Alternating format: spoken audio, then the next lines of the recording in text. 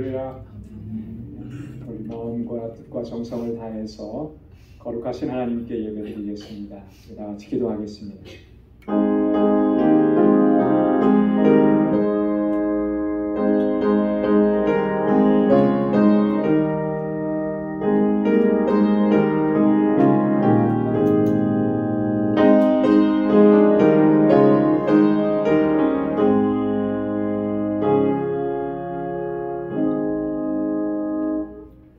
새 노래로 여호와께 찬송하라. 대저 기이한 일을 행하사 그 오른손과 거룩한 팔로 자기를 위하여 구원을 베푸셨도다. 여호와께서 그 구원을 알게 하시며 그 의를 열방의 목전에 명백히 나타내셨도다. 저가 이스라엘 집에 향하신 인자와 성실을 기억하셨으므로 땅의 모든 끝이 우리 하나님의 구원을 보았도다. 아멘. 자비하시고 은혜가 풍성하신 만군의 주 여호와 하나님 아버지, 성의로 지난 3일도 은혜 가운데 저희들을 지켜주시고 다시금 주님의 거룩하신 보좌 앞으로 저희들을 불러주셔서 이렇게 하나님을 경배하고 찬양하고 아버지께 예배드리게 하시니 감사합니다. 세상의 삶 속에서 여전히 우리 안에 허물과 죄악으로 가득한 모습, 하나님 이 시간 주님 앞에 그대로 나왔습니다. 우리 주님 앞에 우리의 허물과 죄악을 고백하오니 우리 주님의 보혈로 씻어주시고 정결하게 하옵소서. 아버지께서 받으시기에 합당한 예배자로 주님 앞에 설 수 있도록 도와주시고 우리를 다시 거룩하게 하셔서 기쁨과 감격 속에서 하나님을 예배하는 우리 모두가 되게 하여 주옵소서. 우리의 예배를 기뻐 흠양해 주시고 오늘도 예배하신 주님의 은혜와 은총으로 충만하게 채워 주옵소서. 예수님의 이름으로 기원하옵나이다. 아멘. 전능하사 천지를 만드신 하나님 아버지를 내가 믿사오며 그 외아들 우리 주 예수 그리스도를 믿사오니 이는 성령으로 잉태하사 동정녀 마리아에게 나시고 본디오 빌라도에게 고난을 받으사 십자가에 못 박혀 죽으시고 장사한 지 사흘 만에 죽은 자 가운데서 다시 살아나시며 하늘에 오르사 전능하신 하나님 우편에 앉아 계시다가 저리로서 산 자와 죽은 자를 심판하러 오시리라. 성령을 믿사오며 거룩한 공예와 성도가 서로 교통하는 것과 죄를 사하여 주시는 것과 몸이 다시 사는 것과 영원히 사는 것을 믿사옵나이다. 아멘. 찬양으로 하나님께 영광 돌리겠습니다. 크신 주께 영광 돌리세. 제게 찬양하겠습니다.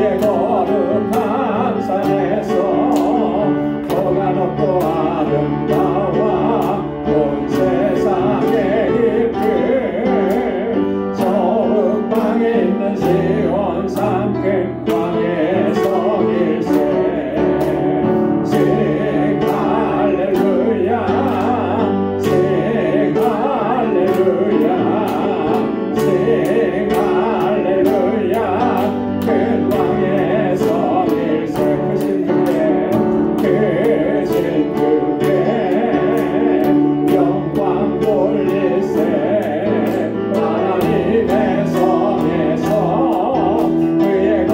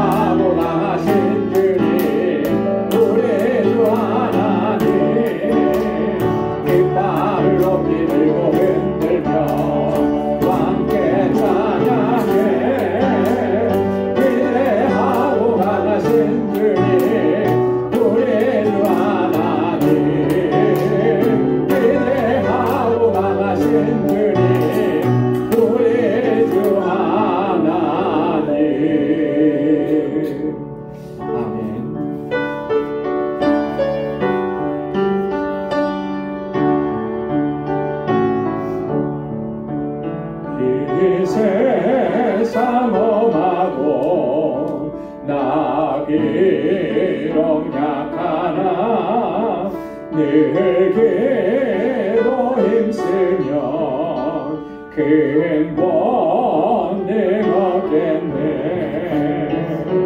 주의 은혜로 대속하여서 이와 같이 붉은 죄 눈같이 비겠네. 주님의 권능이 한없이 크오니 돌 같은 내 마음 녹여주소서. 주의 은혜로 대속하여서 이와 같이 붉은 죄 눈같이 비겠네. 내 맘이 약하여 늘 넘어지오니 주 예수 힘주사 굳세게 하소서. 주의 은혜로 대속하여서 이와 같이 붉은 죄 눈같이 비겠네. 제사함 받으는 새 사람 되어서 주 앞에 서는 날 늘 찬송하겠네. 주의 은혜로 대속하여서 이와 같이 붉은 죄 눈같이 비겠네. 아멘. 내 모든 시험과 원죄를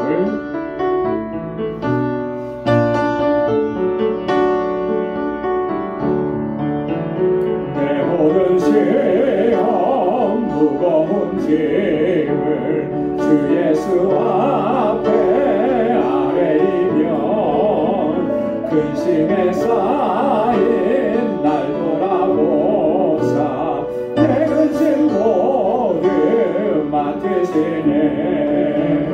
무거운 짐을 나 홀로 지고 견디다 못해 쓰러질 때 불쌍히 여겨 구원해 주리 은혜의 주님 오직 예수.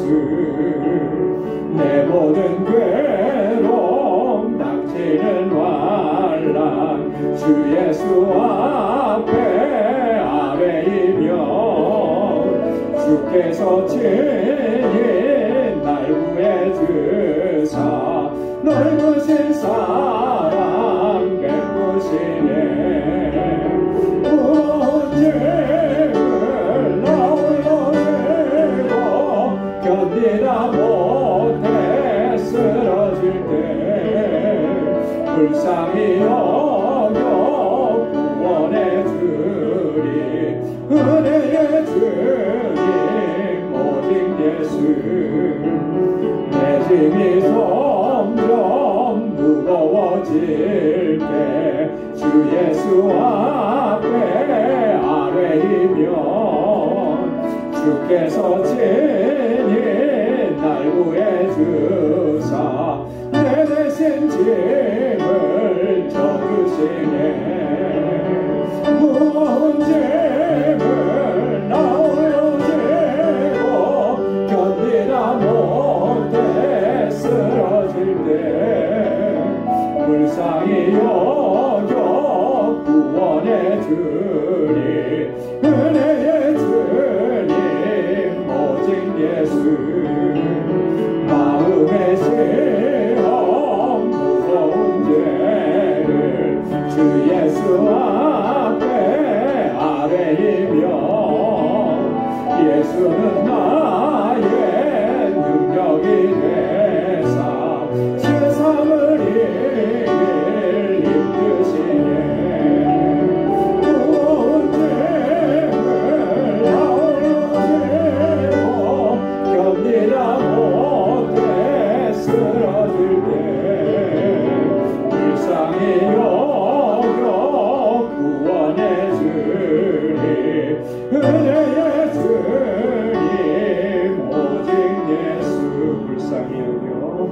불쌍히 여겨 구원해 주리 은혜의 주님 오직 예수.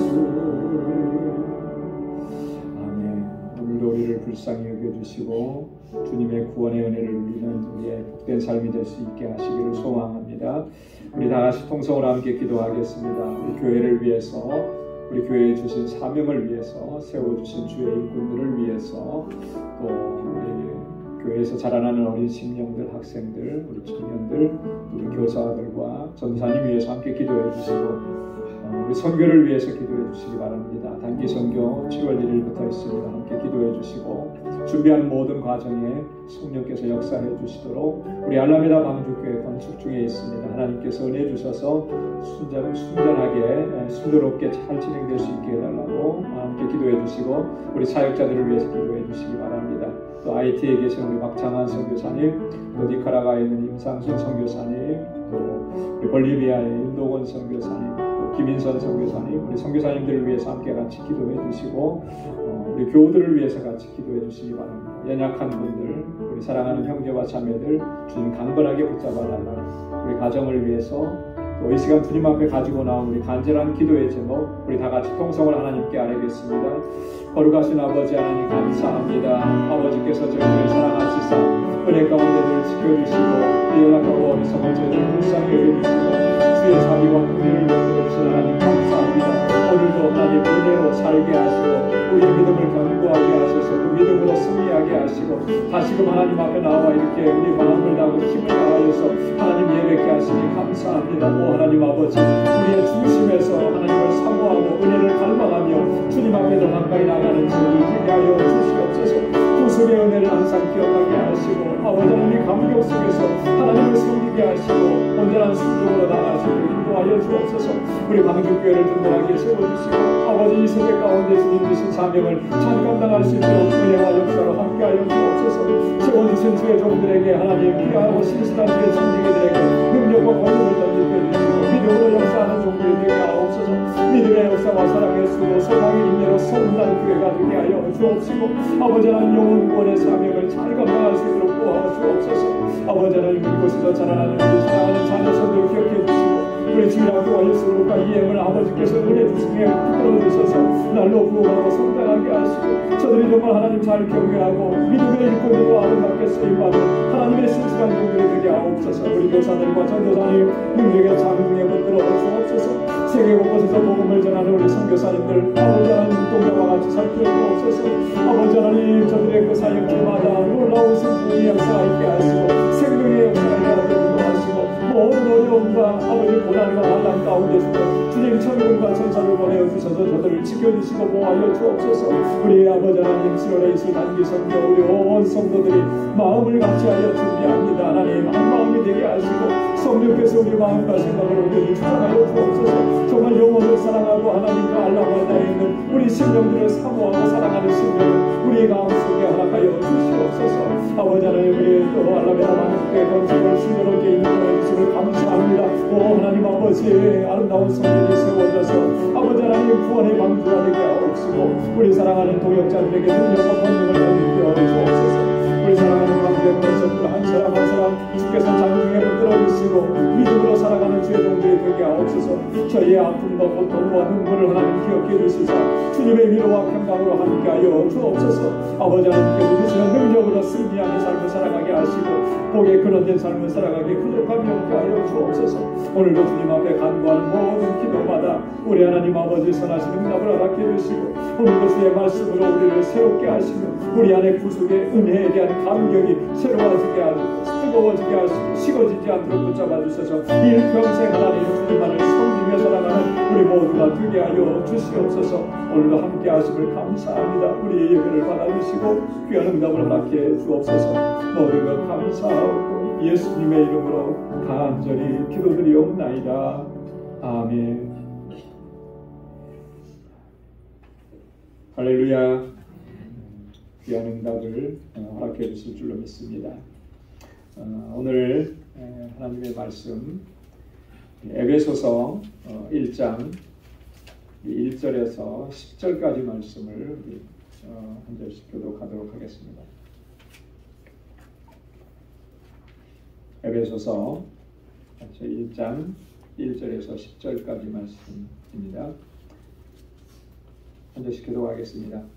하나님의 뜻으로 말미암아 그리스도 예수의 사도된 바울은 에베소에 있는 성도들과 그리스도 예수 안에 신실한 자들에게 편지하노니 하나님 우리 아버지와 주 예수 그리스도조차 은혜와 영광이 너에게 있을지어다.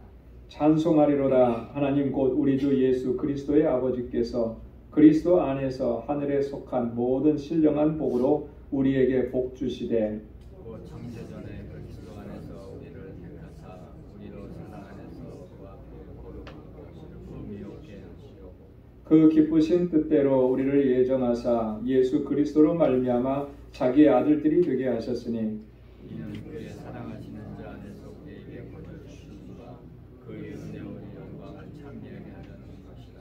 우리가 그리스도 안에서 그의 은혜의 풍성함을 따라 그의 피로 말미암아 구속고 죄사함을 받았으니 이는 그가 모든 지혜와 총명으로 우리에게 넘치게 하사 그 뜻의 비밀을 우리에게 알리셨으니 곧 그 기쁘심을 따라 그리스도 안에서 때가 찬 경륜을 위하여 예정하신 것이니 하늘에 있는 것이나 땅에 있는 것이나 그리스도 안에서 통일되게 하려 하십니다.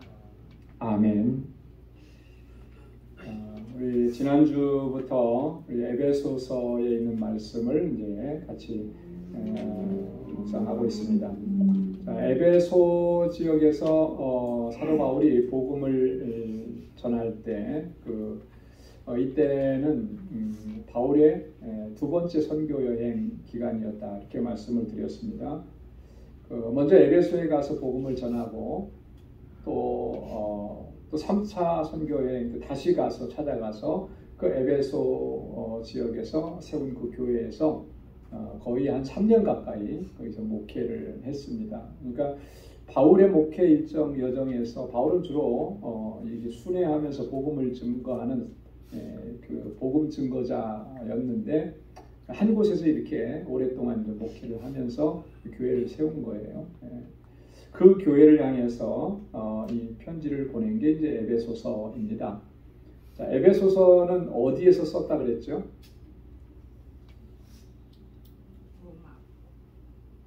이렇게 깜깜할 수가 있어요. 지난주에 했는데 어디에서 했어요? 로마에서, 그죠? 로마 감옥에서 그 사도행전 27장, 28장에 보면 바울이 이제 죄수로 호송되어서 로마에 가게 되는데 그 로마 감옥에서 첫 번째로 감옥에 있었을 때 그때 이제 편지를 쓴 겁니다. 그래서 에베소서는 바울 서신 중에서 옥중서신이라 이렇게 부른다고 그랬어요. 그럼 옥중서신에는 4권이 있다 그랬습니다. 그 4권은 뭐였죠? 기억나세요? 에베소서 한 권 있고 빌립보서, 골로새서, 빌레몬서. 다 아시면서도 아까는 얘기를 잘 안 하신 거였군요. 그죠? 이 4권의 서신서가 이제 옥중서신입니다. 자, 에베소서는 크게 지난주에 3가지 특징을 제가 말씀을 드렸습니다. 첫째는 내용적인 측면에서 하나님의 구원 계획, 그리고 하나님의 그 구원 계획을 예수 그리스도로 말미암아 성취하신 이 사건에 대해서 아주 자세하게 우리에게 증거해주고 있습니다. 특별히 하나님의 예정하심에 대해서 강조하는 거예요. 그래서 우리 장로교 교리 중에 가장 중심적인 교리 중에 하나가 바로 하나님의 예정이라고 하는 거죠. 예정. 우리가 이 땅에 태어나기도 전에, 오늘 조금 이따가 이제 나오는데요. 에베소서에서 바울이 증거하는 바에 의하면 창세 전에 하나님께서 우리를 택정하시고 예정하셨다라고. 이게 얼마나 놀라운 일인지, 이거는요 우리가 감히 설명할 수도 없고 감히 상상할 수도 없는 우리를 향하신 하나님의 구원의 경이로움이에요. 경이로움. 여러분, 내가 태어나기도 전에 나를 택정하셨다. 이게 우리의 머리로 이해가 됩니까? 세상에 존재하지도 않는데 그걸 먼저 택하셨다. 여러분 증손자 보신 분 계세요? 아직은 없어요. 그죠? 네. 태어나지도 않고 존재할지 안 할지도 모르는 그 증손자를 위해서 그 할아버지가 내 증손자는 이런 거야 하고서 그를 위해서 모든 걸 다 준비해줘. 이런 일들이 세상에 있을까요? 존재하지 않는 것을 위해서 뭐를 한다. 있지도 않은 것을. 이런 일은 사실 찾아보기 힘든 거죠. 아니 찾아볼 수가 없어요. 근데 하나님께서는 우리의 구원을 그렇게 택정하시고 예정하신 거예요. 이게 얼마나 놀라운 일이냐. 이게 우리가 가볍게 쉽게 넘어갈 수 있는 그런 문제가 아니에요. 여기에서 우리가 정말 하나님의 구원의 그 놀라우신 섭리와 역사에 대한 깨달음과 감격이 있으면 우리의 신앙생활은요. 사실은 어떠한 어려움이 오고 환난이 와도 그 문제가 안 되는 거예요. 그렇잖아요. 나를 구원하신 하나님의 역사가 이처럼 놀라운데 뭐가 더 어렵고 뭐가 더 힘들고 뭐가 더 고난이고 환난이겠습니까? 그래서 이 부분이 굉장히 중요한 거예요. 자, 그 다음에 에베소서의 두 번째 특징은 교회론을 많이 강조한다고 그랬어요. 그죠? 그래서 예수 그리스도의 몸된 교회가 어떤 것인가, 그리고 이 교회는 성령 안에서 우리가 하나 되어야 한다. 그리고 우리가 교회의 일꾼으로서 어떻게 사명을 감당해야 하는지, 이런 부분들을 바울이 강조를 많이 합니다. 자, 그리고 에베소서에서 가장 또 많이 등장하는 표현이 있다고 그랬어요. 그게 뭐라고 그랬죠? 은혜와 평강. 지난주에도 똑같이 대답을 하셨거든요. 네. 은혜와 평강. 은혜와 평강은 한 번 딱 나와요. 그죠? 인사할 때 지금. 근데 이 에베소서에서는 그리스도 안에서 무려 36번이나 등장을 해요. 네. 이게 바울 신학의 핵심이에요. 그리스도 안에서. 네. 그리스도 안에서라는 말은 그리스도로 말미암아 그리스도를 통해서 이런 의미예요. 그죠? 우리는 어디에 존재하는가? 그리스도 안에 존재한다. 그리스도로 말미암아 우리에게 허락해 주신 그 구원의 은혜 안에 우리가 살아가는 것이죠. 이게 바울의 핵심적인 그 사상이고 사실 복음의 핵심인 거죠. 그리스도 안에서. 그러니까 하나님은 그리스도를 통해서 우리의 구원의 역사를 이루신 거예요. 그래서 최소한 우리가 에베소서의 특징이 뭐냐, 요 세 가지는 좀 기억을 하면 좋을 것 같아요. 그죠? 그래서 하나님의 구원 계획과 예수 그리스도를 통해서 성취하신 이 구속의 사건, 교회론에 대해서, 그리고 그리스도 안에서라고 하는 핵심 주제. 그래서 지난주에 우리가 1절부터 3절까지 말씀 같이 봉독을 했습니다. 말씀을 같이 묵상을 했어요. 바울은 1절에서 하나님의 뜻으로 말미암아 내가 사도가 되었다.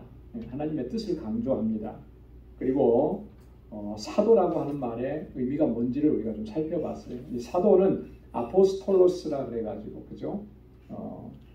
그 하나님의 권위를 위임받아서, 예수 그리스도의 권위를 위임받아서 복음을 증거하는 일을 감당하는 사람, 이런 사람들을 사도라 이렇게 불렀던 것이죠. 그리고 바울의 인사는 아까도 여러분들께서 말씀하신 것처럼 항상 은혜와 평강이 있을지어다. 이게 바울의 인사예요. 그래서 이 은혜라고 하는 것은 어떤 은혜입니까? 이 은혜라고 하는 것은 구원의 은혜인 거예요. 그죠? 구원의 은혜. 모든 은혜의 중심, 핵심은 구원의 은혜인 거죠. 물론 하나님께서 형통하게 해주시고 건강하게 해주시고 또 아무 문제 없이 살아가게 해주신 거, 이게 다 은혜에 맞죠. 우리가 살아가는 것 자체가 다 은혜죠. 그러나 그 은혜의 핵심이 뭐냐라고 얘기했을 때는 나 같은 죄인을 구원해 주신 구원의 은혜라고 하는 거예요. 그래서 그 은혜, 그리고 평강은 뭐냐면 이 은혜의 결과인 것입니다. 그래서 은혜 받은 사람이 실제 우리의 삶 속에서 누리는 것이 그게 샬롬인 거예요. 헬라어로는 에이레네라고 그러죠. 평강인 것입니다. 하나님과 화목한 관계 안에 들어왔기 때문에 어떠한 것도 문제가 될 수가 없는 거예요. 하나님의 자녀가 된 사람들, 하나님의 택정함을 입고 하나님께로부터 의롭다 하심을 얻은 사람들은 바울이 로마서 8장에서 뭐라 그랬냐면 어느 누구도 송사할 수 없다. 어느 누구도 정죄할 수 없다 그랬습니다. 마귀는요 아주 간사합니다. 그래서 우리에게 자꾸 속삭이는 게 우리를 정죄하고 우리를 자꾸 송사하려고 그래요. 마치 누구한테 한 것처럼 그러냐면 욥에게 했던 것처럼. 그죠? 여러분 욥이 하나님께서 인정해 주시니까 하나님 앞에 가서 이 마귀가 하는 게 뭐예요? 욥이 괜히 그렇게 하나님 사랑하고 그렇게 하는 것이겠습니까? 하나님이 그를 잘해주니까 복 주니까 이러니까 그렇지. 그거 다 걷어가 보십시오. 그러면 안 그럴 거라고. 이 사탄은 마귀는 그렇게 하는 존재라고 하는 거예요. 그러니 뭐 우리 안에 있는 허물과 죄악들을 자꾸 들춰내는 거죠. 그래서 자꾸 정죄하고 그래서 그거 자꾸 생각나게 만들고 그래서 믿음의 길에서 떨어져 나가도록 이게 사탄이 하는 전략이에요. 그래서 우리가 이 같은 공동체 안에서 신앙생활 하면서요 우리가 똑바로 기억해야 합니다. 뭐냐면 누군가의 잘못과 허물을 자꾸 들추어내는 거, 그죠? 그렇게 해서 뭐 누구는 저랬다 저랬다 이렇게 말하고 비판하고 정죄하고 막 이러는 거, 이거는요 성령의 역사가 아닌 거예요. 이거는 마귀 역사인 거예요. 마귀 역사. 여러분 그거 꼭 기억해야 합니다. 이거 기억하지 못하면 우리가 신앙생활 한다고 하면서 하나님 섬긴다고 하면서 정말 더 큰 죄를 짓고 살아가는 거예요. 그죠? 성령께서는 우리 안에서 역사하시면은 그 허물과 부족함과 이런 것들을 어떻게 하게 만들어줍니까? 덮어주게 하는 거예요. 덮어주게. 용납하고 용서해주게 하는 게 성령의 역사입니다. 근데 그걸 자꾸 들춰내는 것은 마귀가 하는 짓이죠.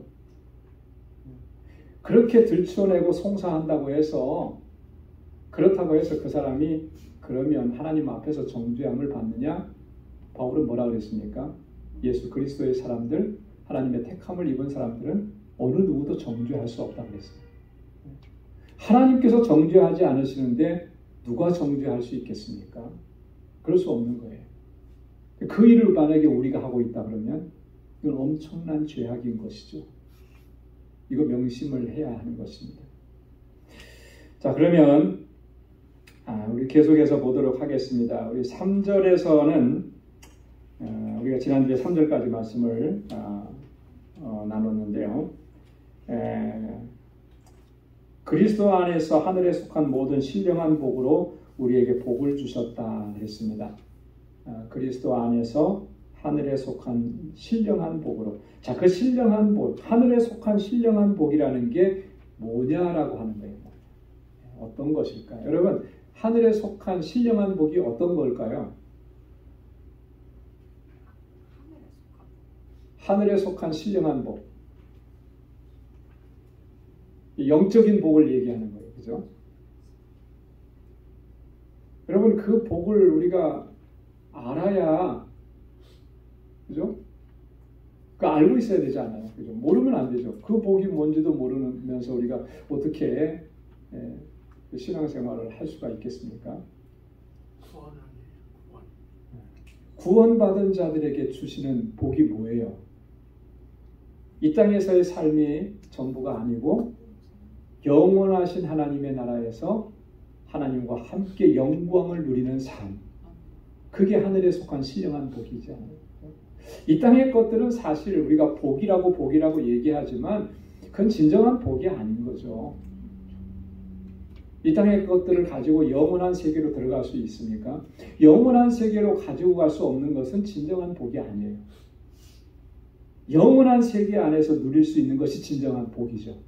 근데 그 영원한 세계 안에서 누릴 수 있는 것은 두 가지로 나눠지는 거예요. 그죠? 영원은 두 가지로 나눠집니다. 하나는 영원한 형벌, 지옥의 형벌이고, 또 하나는 영원한 하나님의 나라에서 하나님과 함께하는 것. 그 영광에 함께 참여하는 것. 이걸 얘기하는 거예요. 이게 신령한 복이에요.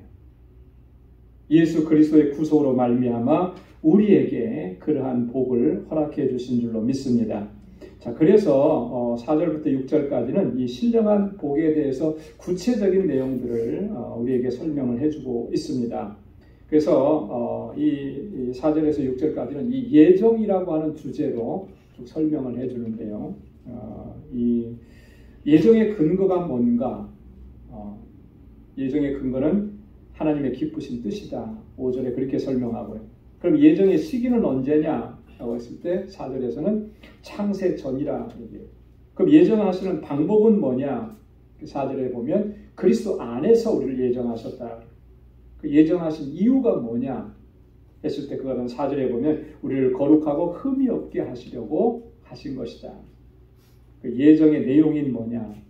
우리를 예정하신 그 내용은 5절에 보니까 자기 아들들이 되게 하시고 하나님의 자녀가 되게 하시고 그리고 예정의 목적이 뭐냐?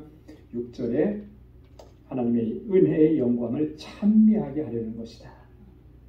여러분 이 짧은 구절이지만요. 굉장히 중요한 내용들을 여기에 다 담고 있는 거예요. 그래서 여러분 이 말씀을 좀 오늘은 시간이 좀 가더라도 그리고 다 못하더라도 아주 좀 자세하게 좀 우리가 좀 말씀을 좀 더 깊이 묵상하고 그렇게 하면 좋을 것 같아요. 자, 먼저 4절 말씀을 한번 같이 읽어보도록 하겠습니다. 다 같이요. 곧 창세전에 그리스도 안에서 우리를 택하사 우리로 사랑 안에서 그 앞에 거룩하고 흠이 없게 하시려고. 아멘. 자, 하나님께서 우리를 예정하신 시기는 언제라 그랬습니까? 창세 전에라 그랬습니다. 창세 전에. 다시 한번 강조하지만요. 이 창세 전에 하나님께서 나를 택하시고 예정하셨다라고 하는 것은 정말 놀라운 거예요. 그죠? 나를 향하신 그 하나님의 구원의 은혜가 얼마나 깊고 얼마나 넓은가. 그건 정말 무한하고요. 측량할 수도 없다라고 하는 것을 얘기해 주는 거예요. 창세 전에 나를 택정하셨다라고 하는 거. 여러분 바닷가에 가보면 이렇게 우리 대서양 쪽 우리 뭐 존스비치나 이런데 존스비치 가면은 뭐 옆에 또 다른 것도 보이더라고요. 근데 저쪽 이제 몽타 거기까지 가면 대서양 쪽으로 쭉 보면 그럼 끝이 보입니까? 안 보이더라고요. 그죠? 물론 맑은 날에는 이렇게 수평선 끝이 이렇게 보이는 것 같은데 너무나 이렇게 막힌 거 없이 광활하게 확 트여 있잖아요. 그래서 거기까지 거리가 얼마나 되는지 우리가 감히 측량할 수가 없죠. 자, 우리 눈에 보이는 우리가 살아가는 세계 안에서도 그거 측량할 수 없을 것 같은데 우주를 측량할 수 있겠습니까? 우주의 끝이 어딘지 측량할 수 없는 거예요. 우리가 살아가는 이 세계 안에도 측량할 수 없는 것들이 많이 존재하죠. 하나님께서 나를 택정하신 그 사건, 나를 예정하신 하나님의 자녀, 하나님의 백성으로 예정하신 그 사건과 그 은혜는 마치 이와 같은 것이라는 거예요. 우리가 그걸 뭔가로 측량을 해볼 수 있다? 그렇게 할 수 없는 거예요. 그게 하나님께서 나를 택하신 거야. 그러니 이것만 생각하면 감사하지 않을 수가 없죠. 그죠? 너무나 감격스럽지 않을 수가 없잖아요. 수많은 사람들 가운데 나를 택하셔서 하나님의 자녀로 삼아주셨다. 이게 얼마나 놀라운 일이에요. 그래서 창세전에 나를 예정하셨다라고 하는 것은 이와 같은 의미를 담고 있다라고 하는 것입니다. 자, 그런데 하나님께서 우리를 예정하신 그 예정의 방법이 뭐냐면 그리스도 안에서라 그랬습니다. 그리스도 안에서. 여러분이 그리스도 안에서라고 하는 말은 무슨 의미이겠습니까?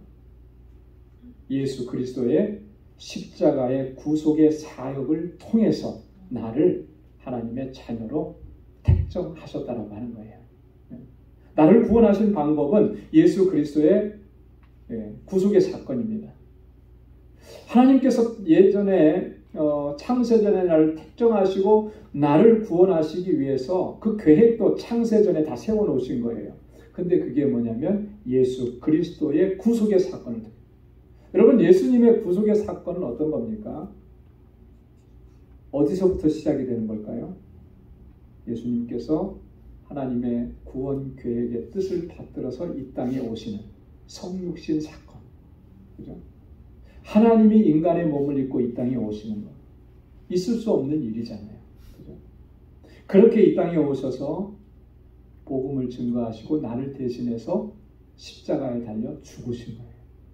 내 허물과 내 죄악을 다 짊어지시고 그리고 나를 용서하시고 의롭다 하시면서 주님이 대신 죽어주시고 3일 만에 다시 살아나셔서 부활하셔서 우리에게 영원한 소망이 있게 하신 것. 이게 하나님께서 우리를 택정하신 방법이에요. 예수 그리스도 안에서. 자, 이렇게 하나님께서 우리를 예정하신 이유는 뭐라고 했냐면 우리를 그 앞에서 거룩하고 흠이 없게 하시려고. 정말 감격스럽지 않습니까? 얼마나 내가 더러운 존재인지, 얼마나 흠이 많은 존재인지. 나 자신은 나를 잘 알잖아요. 그죠? 저는 저 자신을 알아요. 내가 얼마나 흠이 많은 존재인지. 제가 공개적으로 퍼블릭하게 제 잘못을 다 얘기할 수가 없습니다. 아마 제가 얘기하면, 고백한다고 얘기하면 여러분들이 그럴 것 같아요.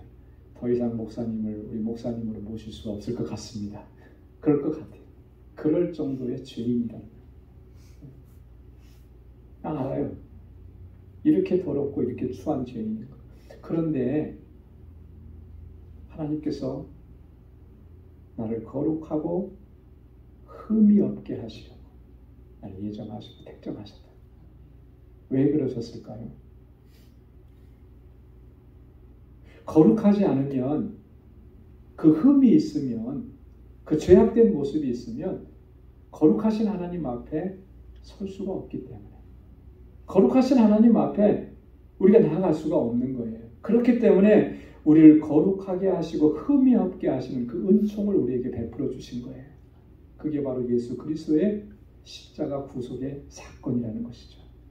그 은혜를 입었고 이것을 언제부터 예정해 주셨다고 그랬습니까? 창세전부터 하나님께서는 이렇게 예정하셨다라고 하는 거예요. 너무나 놀랍고 너무나 감격스러운 일이 아닐 수가 없는 거죠. 자, 5절 말씀도 한번 같이 읽어보겠습니다. 5절 다 같이요. 그 기쁘신 뜻대로 우리를 예정하사 예수 그리스도로 말미암아 자기의 아들들이 되게 하셨으니. 여기 또 감격스러운 게 있어요. 그 기쁘신 뜻대로 하나님께서 우리를 택정하셔서 하나님의 자녀로 삼으실 때에 이 구원의 계획을 세우셨을 때 하나님께서 너무나 기뻐하셨다라고 하는 거예요. 그 기쁘신 뜻대로라고 하는 거예요. 하나님의 만족이 있는 거예요.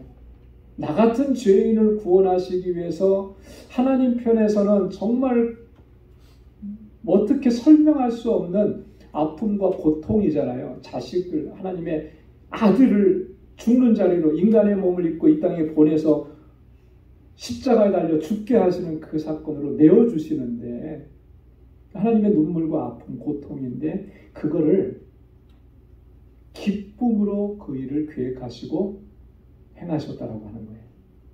여러분 이게 가능한 일이겠습니까? 여러분 여러분의 자녀들을 누군가를 살리기 위한 희생으로 내어주는 것 그런 일도 우리가 하기가 어렵죠. 그거 할 수 있는 사람은 없어요. 근데 그렇게 할 수 있다 손 쳐도 기쁨으로 그죠? 흔쾌히 그렇게 내어줄 수 있는 사람이 있겠습니까? 없어요. 그죠? 저는 그렇게 못할 것 같아요. 내 자식이 소중하지. 저 한 생명, 물론 저 죽어가는 생명이 안타깝긴 하죠. 그러나 저 한 생명 살리고자 내 자식을 죽는 자리에 내어준다? 그것도 흔쾌하게 기쁜 마음으로? 아니죠. 여러분 장기 기증 하신 분 계세요? 네, 장기. 살아생전에 장기 기증하겠다고 하신 분 계십니까?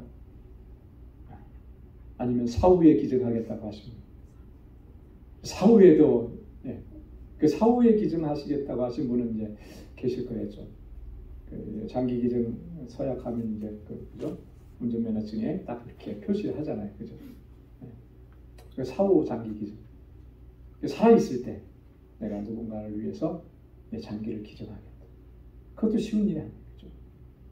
여러분들의 자녀들이 만약에 그렇게 내 장기를 기증하겠다고 하면 여러분들 어떻게 하실 것 같아요? 거의 한 10중 8구는 반대하실 것 같아요. 반대. 왜? 내 자녀가 그렇게 어려움 겪고 힘든 일 겪는 거 부모로서 보기가 힘든 거죠. 기쁘게 그래 네가 정말 잘했어. 그거 한 생명 살리는 일이니까 정말 잘한 거야. 이렇게 하면서 아이가 그렇게 결정한 것을 축하하고 축복하면서 그렇게 하자고 할 사람들이 왜 많지 않은 거죠. 많지 않아요.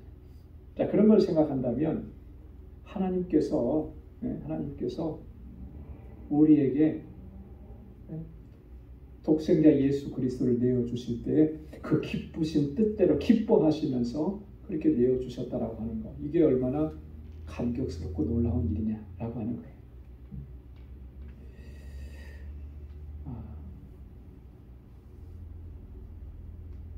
여러분, 하나님께서 정말 기뻐하시고 좋아하셨다라고 하는 표현이 성경에 종종 나옵니다. 근데 가장 먼저 나오는 게 뭐냐면 창세기 1장이에요. 천지 만물을 말씀으로 창조하시고 마지막에 인간을 창조하신 후에, 그리고 나서 성경은 뭐라고 기록했습니까? 하나님 보시기에 심히 좋았더라. 하나님 마음에 정말 마음에 흡족했다, 기뻤다라고 하는 그런 것. 하나님의 의지인 하나님의 말씀으로 창조된 세상을 보셨을 때 그건 하나님의 기쁨이었어요. 하나님의 만족이었더라. 그 하나님의 피조물이 죄로 말미암아 파괴되어 버리고 죄로 말미암아 훼손되어 버리고 파손되어 버린 그 모습을 다시 회복시키시기 위해서 하나님께서 새로운 창조를 시작하신 거죠. 예수 그리스도를 통해서 우리 피조 세계를 구원하시는, 인간만 구원하시는 게 아니에요. 그죠? 나중에 뒤에 가면 또 말씀을 나누겠지만 우리 인간들만, 인류만을 구원하시는 것이 아니라 하나님이 창조하신 이 창조의 모든 창조 세계를 구원하시고 회복시키시는 거예요. 왜 그렇습니까? 인간의 죄 때문에 하나님의 창조 세계가 파손이 된 거예요. 훼손이 된 겁니다. 그래서 하나님께서는 우리 인류뿐만 아니라 하나님의 창조하신 세계까지 다 회복시키셔야 하는 것이 하나님의 계획인 거예요. 그래서 로마서 8장에서 바울이 뭐라고 얘기합니까? 피조물들이 고통한다는 거예요. 피조물들이 고통스러워한다는 거죠. 왜? 인간의 죄 때문에 이렇게 창조의 하나님의 아름다움을 다 잃어버렸기 때문에. 그래서 하나님께서 그를 회복시켜 주신다라고 합니다. 그래서 기쁘신 뜻대로 우리를 예정하셨다라고 하는 것입니다. 예수 그리스도로 말미암아 자기의 아들들이 되게 하셨다.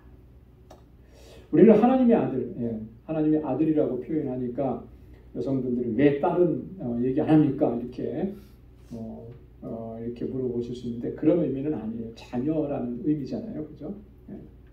하나님의 자녀가 되게 하셨다. 예수 그리스도로 말미암아. 여러분, 더 이상 이제 우리는 피조물이 아니라 하나님의 자녀인 거예요.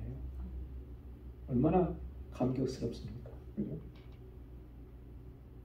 그래서 하나님의 자녀가 되는 놀라운 특권을 누리게 하신 것이 바로 하나님께서 예정하신, 우리를 향하신 구속의 사건의 내용들이라고 하는 것입니다.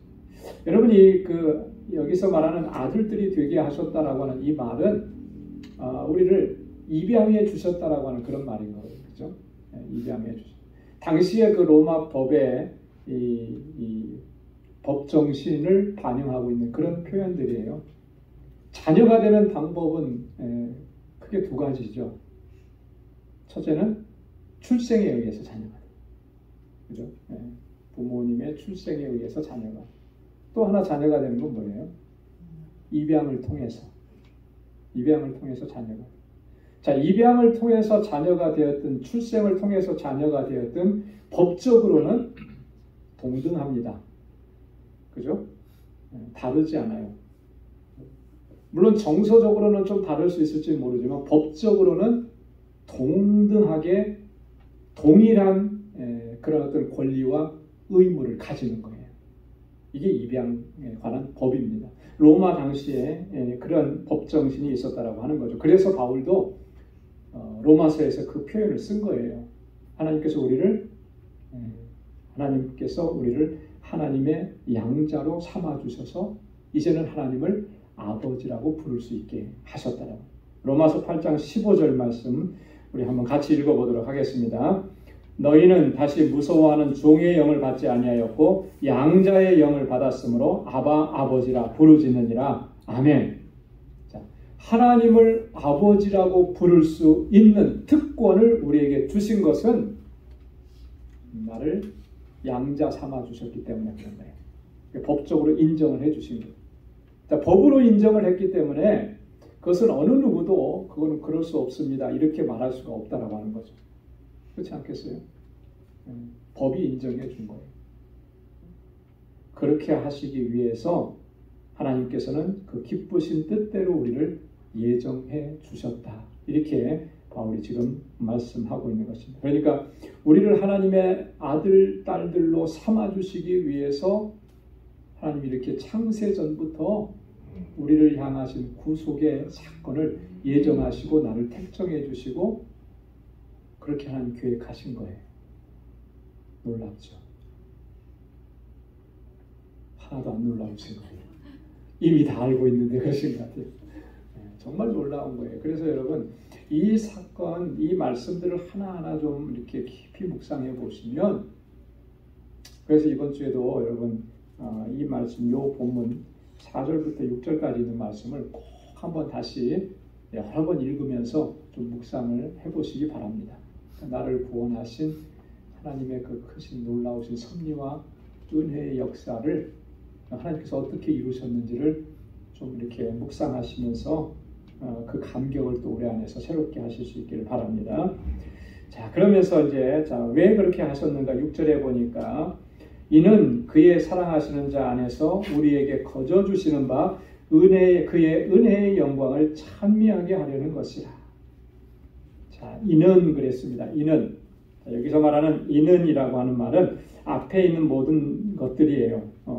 그 기쁘신 뜻대로 우리를 예정하시고 예수 그리스도로 말미암아 우리를 하나님의 자녀로 삼으신 그 이유가 뭐냐? 왜 그렇게 하셨느냐라고 하는 거죠.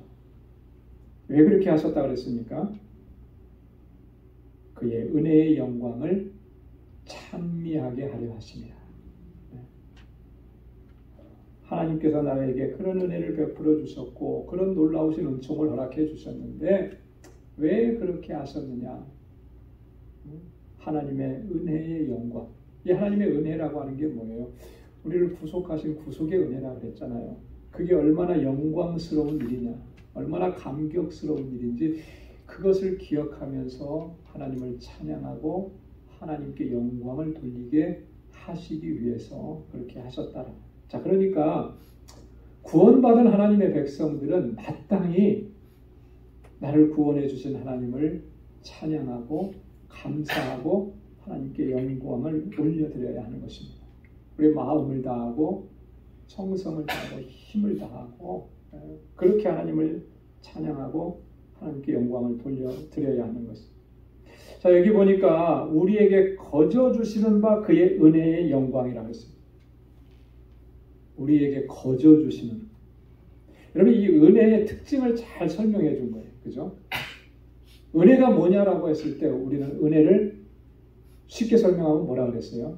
은혜는 선물이다 그랬잖아요. 선물. 자, 선물은 뭐예요? 그냥 거저 주는 게 선물이잖아요. 자, 그런데 요즘에 선물도 그냥 거저 주지 않더라고요. 꼭 선물을 주면 그 다음에 대가를 기대하는 사람들도 있어요. 네. 그리고 선물도 그냥 아무에게나 다 주지 않잖아요. 선택적으로 선물을 주죠. 선택적. 그 선물의 개념이 조금 약간 변질된 거죠. 그런 경우는. 자, 선물이라고 하는 것 자체는 은혜를 선물이라고 하는데 그 은혜의 특징이 뭐냐면 거저 주시는 거라는 거예요. 거저. 아무것도 기대하지 않고 아무 조건도 보지 않고 이 사람이 뭐 어떤 사람인지 무슨 일을 했는지 이런 거 보지 않고 그런 조건 없이 주시는 게 선물로 주시는 게 바로 은혜라고 하는 거예요. 만약에 하나님께서 어떤 그런 조건들을 제시하시고 그 조건에 합당하고 맞는 사람만 내가 이 선물을 주겠다, 이 은혜를 주겠다 했다면 과연 우리 중에 그 하나님의 조건을 만족시키면서 그 은혜를 받을 수 있는 사람이 얼마나 되겠습니까? 저는 거기에 해당 사항이 안 될 것 같아요.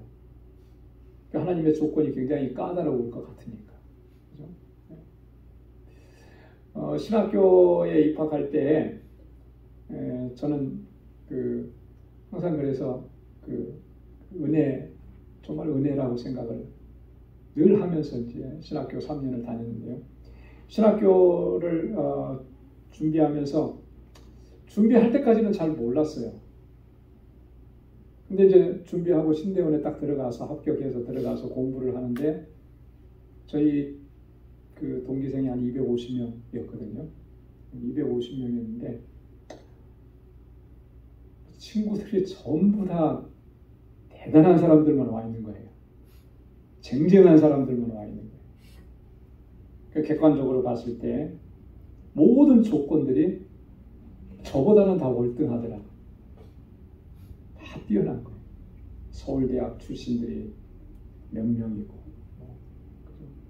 또 대학 때부터 신학을 공부했던 친구들도 거의 뭐 한 전체의 한 3분의 1 정도 돼요.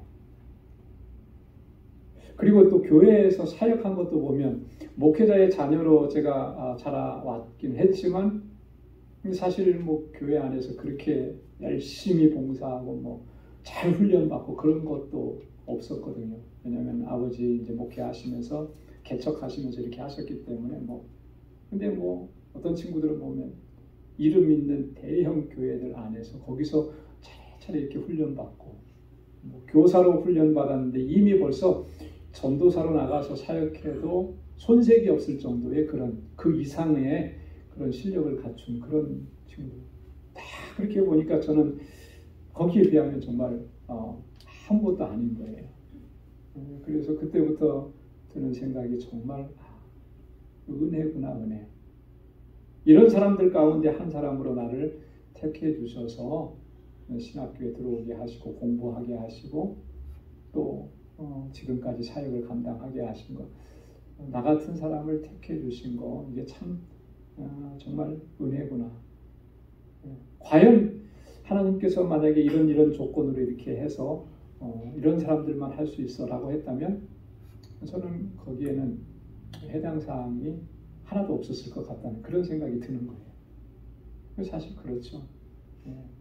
하나님의 조건을 채울 수 있는 사람은 없어요.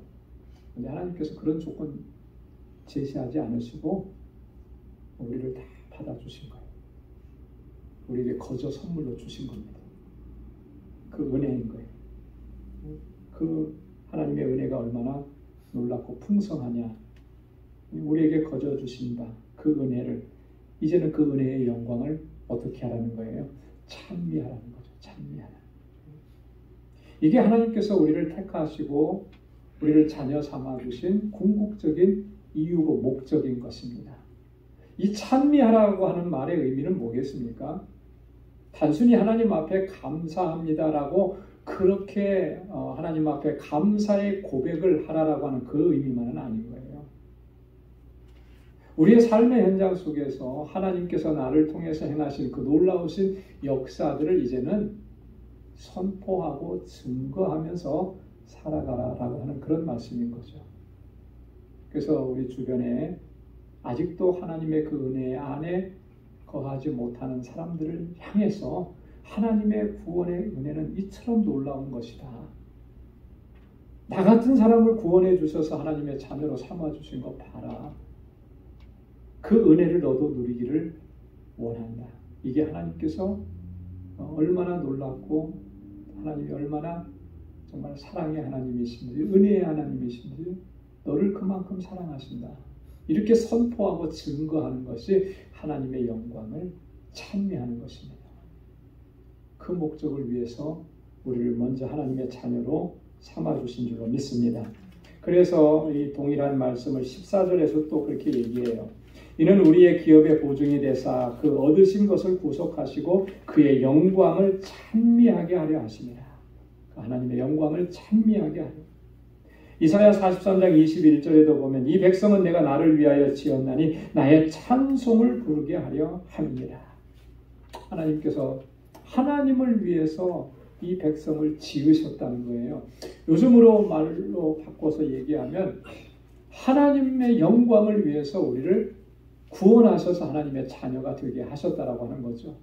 그러면 마땅히 내게 그렇게 놀라우신 역사를 이루신 하나님을 찬양하고 하나님의 역사하심을 선포하고 증거해야 한다라고 하는 거예요. 그래서 여러분 우리가 그냥 예배당에 와서 곡조가 붙은 이 찬송가를 부르는 것으로 하나님을 찬양한다고 그것으로 우리가 만족할 것이 아니라 거기에만 머물러 있어서는 안 되는 거죠. 우리의 삶의 현장으로 나아가서 하나님께서 내게 행하신 이 놀라우신 역사들을 그렇게 선포하고 증거하면서 또 하나님의 이름을 높여드리고 주님 행하신 일들을 전하고 그렇게 하나님께서 택정하신 사람들을 다시금 주님께로 돌아오게 하는 그 귀한 사명도 또 잘 감당할 수 있는 우리 모두가 될 수 있기를 주님의 이름으로 축원합니다. 자, 오늘은 여기까지 6절까지 하고요. 다음 주에 이어서 또 7절부터 말씀을 같이 보도록 하겠습니다. 기도하겠습니다. 거룩하신 아버지 하나님 감사합니다. 오늘 이 저녁에도 저희들 주님의 말씀으로 우리를 깨우쳐 주시고 하나님 나를 하나님의 거룩한 자녀로 삼아주시기 위해서 하나님께서 언제부터 이 일을 계획하셨는지 또 어떻게 이 놀라우신 구원의 역사를 이루셨는지를 다시 한번 깊이 묵상할 수 있게 하셔서 감사합니다. 아버지 하나님 창세전에 나를 예정하시고 나를 구원하시기 위해서 독생자 예수 그리스도를 이 땅에 보내어주셨고 우리 주님께서 내 죄를 대신 짊어지시고 십자가의 죽으심으로 말미암아 하나님 나를 의롭다 하시고 정결하게 하시고 하나님의 거룩한 자녀로 삼아주신 이 놀라우신 하나님의 은혜 하나님들 기억할 수 있도록 도와주시고 이 감격 속에서 하나님을 찬양하고 주께서 행하신 일들을 선포하고 증거하며 살아갈 수 있는 우리 모두가 되게 하여 주옵소서. 그리하여 하나님 이 땅에 사는 동안에 오직 하나님의 영광만을 구하게 하시고 아버지의 뜻에 온전한 순종으로 나아갈 수 있도록 도와주시고 아버지 하나님 이 구원의 기쁨과 감격 속에서 주님의 주신 사명 잘 감당하게 하시고 아버지 하나님 어떠한 일을 만나도 결코 흔들리지 않게 하시며 승리의 삶을 살아가는 우리 모두가 되게 하여 주옵소서. 이제는 우리 주 예수 그리스도의 무한하신 은혜와 하나님 아버지의 크고 놀라우신 사랑과 성령의 위로 교통 충만하심의 역사가 구원의 은혜에 대한 감격 속에서 하나님을 찬미하고 주의 이름을 높이며 살아가기로 결단하는 우리 방주의 모든 믿음의 권속들과 또 저들의 가정과 직장, 생업의 터전과 학업 위에 이제로부터 영원까지 함께 하시기를 간절히 축원하옵나이다. 아멘.